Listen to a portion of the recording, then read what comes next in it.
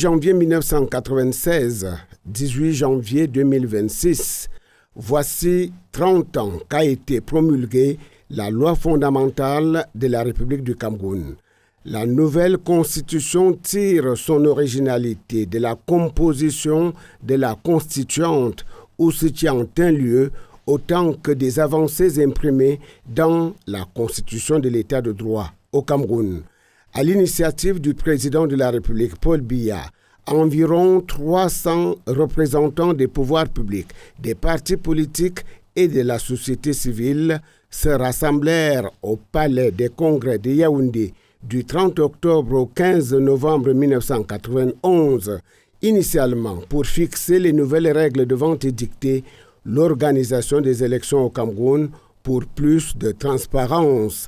Au final, en plus de la refonte du cadre électoral, l'événement favorisa l'accès aux médias publics des partis de l'opposition et davantage, il posa les jalons d'une réforme constitutionnelle et institutionnelle majeure, voire historique au Cameroun.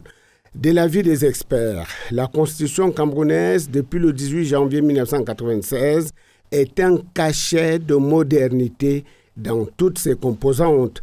1.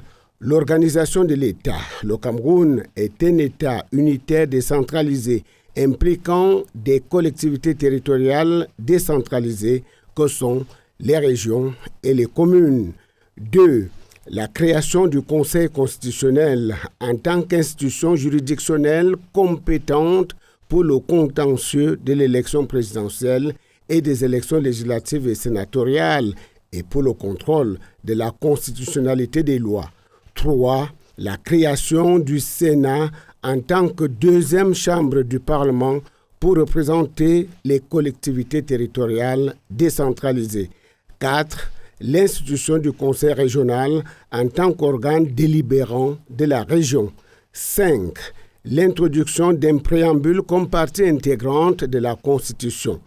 Il proclame l'attachement aux droits de l'homme, à la démocratie et à la protection des minorités. Il garantit les droits de la femme, des jeunes, des personnes âgées, des handicapés et même le droit à l'instruction obligatoire.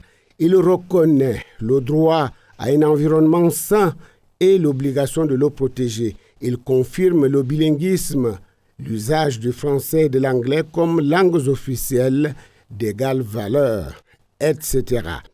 L'évaluation de ces dispositions constitutionnelles confère à celui qui en porte garant, à savoir le président de la République, une note sublime et subliminale, tant toutes les institutions prévues ont vu le jour et apprennent à fonctionner aussi harmonieusement que possible à l'épreuve des réalités et des contingences de la vie politique.